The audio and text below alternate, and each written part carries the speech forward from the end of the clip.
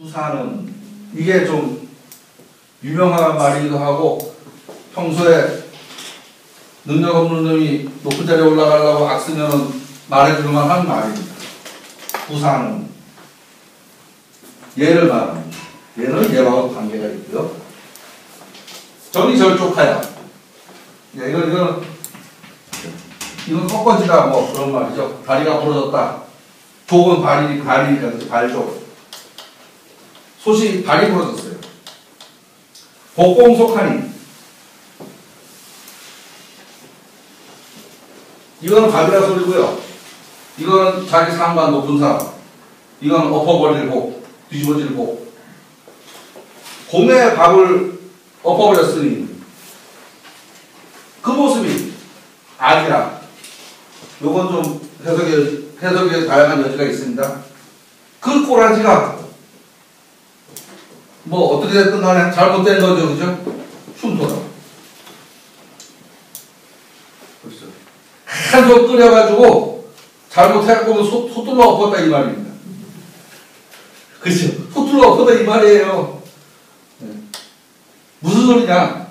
능력이 없는 놈이 너무 큰 거를 탐내다가 산통했다 이 말입니다. 여기서 보면요, 잘 가서 지금 뭐 끝내줄 것 같다 싶으면 야, 좀 천천히. 또 잘 못하면 비리비리 하면 야, 잘 될 거야 하고 밀고. 그런 얘기가 계속 반복이 돼요, 지금. 그죠? 그런 얘기가. 요거 악자인데요. 이 글자도 별로 다른 데서는 안 쓰입니다. 뭐 여기 악착할 악 뭐 그러는데 얼굴 붉어질 악 그러기도 하고요, 그죠? 그 쏟았으니까 머쓱해하고 있는 모습. 네, 그런 거다라고 생각을 해도 되겠죠. 머쓱하고 있는 모습. 정의절족하야 복공속하니 기형이 악이라 흉토다. 구사는 솥이 다리가 보여서 그 윗사람의 밥을 엎으니 그 형상이 악착한지라 흉하다. 구사는 솥의 다리가 보여서 공의 밥을 쏟았다. 그 모습이 악착한지라 흉하다. 구사는 부정이이고 초육과 정입니다. 초육과. 구사는 지위로 치면 만인지상 1인지하의 위치입니다. 세상의 위치입니다. 일단 이 글의 해석을 두 가닥으로 잡아서 갑니다. 해석을요. 첫째, 우리 책입니다. 다른 의견을 보니까 그 의견도 옳다라는 생각이 들어서 소개해 드리는 겁니다. 부사가 초육의 정음을 무시하고 위의 군의인 유고의 마음이 끌려간다면 얘는 얘하고 짝인데 여기도 음양관계잖아요. 이 왕을 탐내다가 너 큰일 나 이 말이라는 얘기예요. 지는 이렇게 짝인데 어디 안 가면 되지, 그죠? 왕잘 돌리면 한 방에 가죠. 한 방에.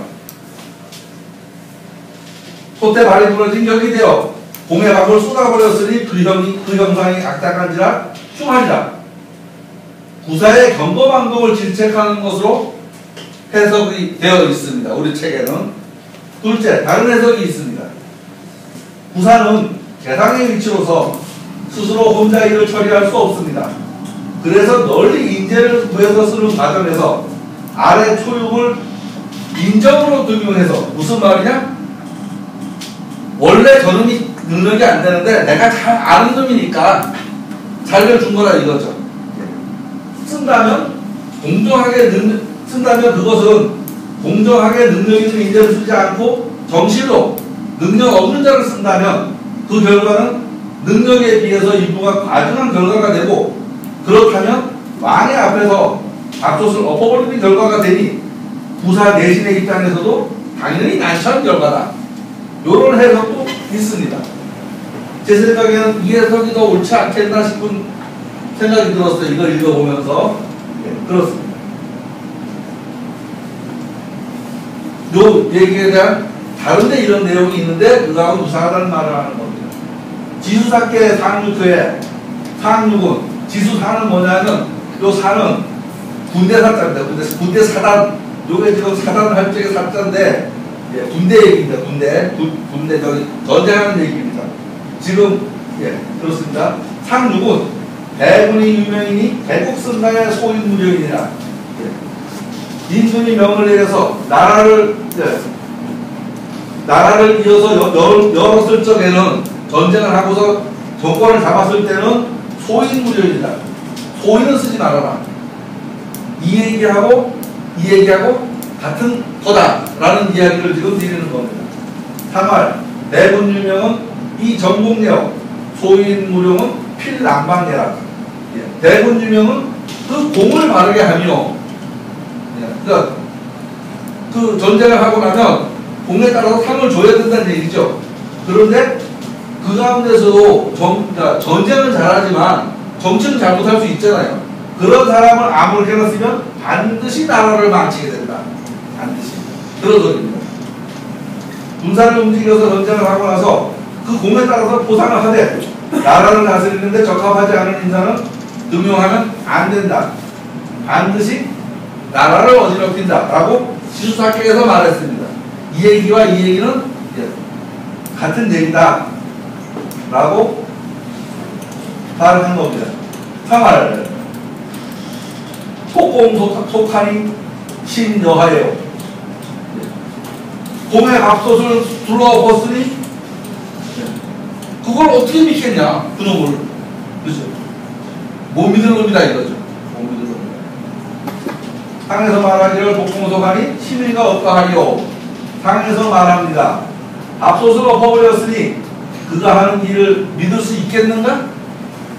못 믿는다는 말입니다. 계상학경 5장에서 이 부분에 대해서 다시 한번 말합니다.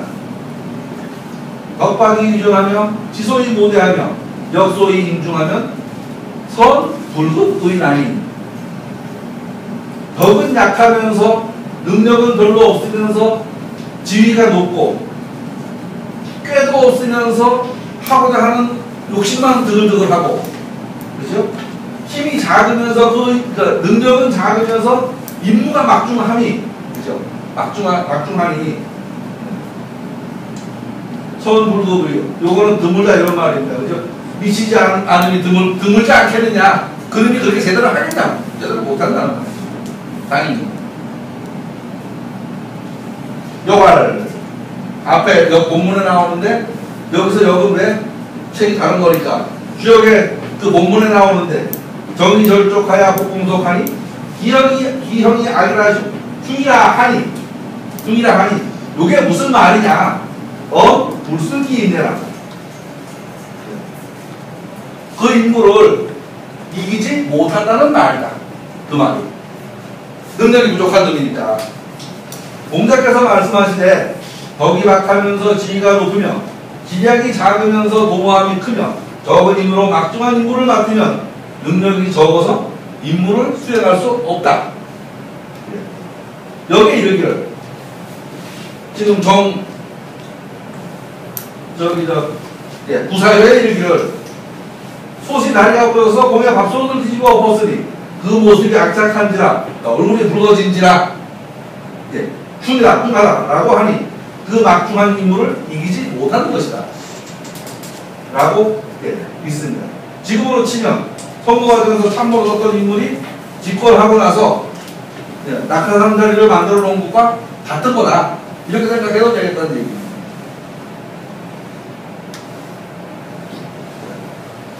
여기 얘기까지 하고 끝내겠습니다. 공자 가어의 내용을 소개합니다. 주역의 다양한 해석의 일례라고도 생각될 것입니다. 이 얘기는 책에 나온 얘기를 그대로 포함되어 놓은 겁니다. 다른 해석입니다. 다른 해석. 공자 가어에서 공자가 제자를 거느리고 공부를 하고 있을 때 날씨가 좋지 않아서 식량 공급도 끊어지고 며칠 굶게 되었다. 한 번은 안자를 식사 당번을 시켰을 때 평소에 공자가 안자를 사랑했고 다른 제자보다도 찬양을 했으니 용맹이 있는 자로가 이를 못마땅하게 여겨서 여기 오던 가운데 식사 배식을 할 때 밥이 한 덩이가 땅에 흘러서 안자는 이것을 얼른 주워 자기가 먹고 자기 몫의 밥에서 그만큼 떼어 남에게 못해주었다. 그런 일이 있었다는 거죠. 흙이 묻은 것을 남에게 줄 수가 없다는 그런 생각으로 그랬다라고 이제 해석을 합니다. 이것을 모르는 그 상황을 먹는 것만 봤지 그런 상황이나 막 그런 걸 모르는 자로가 공자에게 이 사실을 고자질하였다. 예. 공자가 말하기를 안자에게는 필히 그랬을 만한 이익이 있을 것이다 라고 일축했다. 평소 잘하는 놈은 잘못해도 에이 그놈이 그런 놈이 아니야 이렇게 말한다는 거죠. 평소에 개차반은 더 하면 당연히 막 그따위로 하면 그렇게 되지. 이 얘기하는 중입니다. 그죠? 그 후에 공자가 이런 곤궁한 때에 설시를 명하였다. 그 결과 정께 부사요가 나왔으니 지금 부사요에 대한 다른 해석입니다. 자로는 이제 모두가 굶어 죽게 되었으니 큰일 났다면서 땅을 치면서 울었다. 지금 해석한 거로 보면 솥이 자빠져서 음식이 다 쏟아진 형편이잖아요. 예. 그런데 그렇지 않다는 얘기죠. 본문 그대로 해석한다면 기영이 아니라 흉이라고 하였으니 전원이 굶어 죽게 된다고 하였습니다. 안자는 웃으면서 오늘 미시가 되면 풍랑도 조용해져서 자공이가 식량을 한 배 싣고 올 것이니 걱정할 것 없다고 하였다. 네. 그 이유는 무엇인가? 라고 이제 요 내용은 책에 있는 내용 그대로입니다. 하여튼 지금 토시도 안 자고 그냥 그대로 공개했죠. 결과적으로 미시가 되니 바람이 잠잠해지더니 자공이가 식량을 한 배 싣고 왔으니 자로가 안자에게 굴복하였다. 이것이 공자가어에 있다고 하는데 공자가어를 뒤져봤는데 못 찾았어요. 아직 못 찾았어요. 이거 책에 나오는 얘기고 제가 이거 뭐 어디 있다 그러면 원문을 다 뒤져보는데 원문을 못 찾았습니다. 있는지 없는지 몰라요. 근데 여기 정의절족하야 복공속하니 기영이 아니라 흉소다. 안자는 솥이 다리가 부러져서 절종이 되었다면 바다 위에 띄우는 배와 같다고 생각을 했다고 합니다. 근데 솥이 다리가 없으면 배 아니에요, 배. 예. 그리고 부사는 모든 전호의 미시에 해당한다. 미시는 무슨 소리냐면요. 미시는 하루가 옛날에 12시간제죠. 예. 여기가 40고 여기가 50입니다. 그죠? 그러면 어떻게 지금 미 여기가 미시가 되죠. 오후 그러니까 11시부터 12시고 이제 1시고 2시에서 3시쯤 시간으로 시간 개념으로 보면 그죠? 예? 예. 시간 개념으로 요 얘기입니다. 요 얘기는 뭐냐면 1호 중천을 지날 때예요. 1호 중천요. 네. 1호 중천을 지날 때가 미시입니다. 미시. 이거는 이 선이 1호 중천 선이에요. 이 선이. 이 선을 지난 때다. 요 표현입니다. 요게요. 그래서 안자는 자공이 배를 타고 미시의 식량을 가지고 올 것이다 라고 말했답니다. 이와 같이 글의 해설 여하에 따라서 달라진다. 이것을 변혁이라고 한다 라고 했습니다. 수시 변혁하야 이 정도야 라고 한 말과 같이 수시 변혁은 어렵고 변혁을 한다고 해도 정도를 해야 한다. 모두 사리에 맞아야 한다. 어거지 같은 말이지만 미주와 고주가 설명하면 누구든지 수긍할 수 있는 말이어야 된다 이런 말이죠. 대충 이거 빼서 충, 길 하면 안 된다는 말을 지금 여기서 한 겁니다.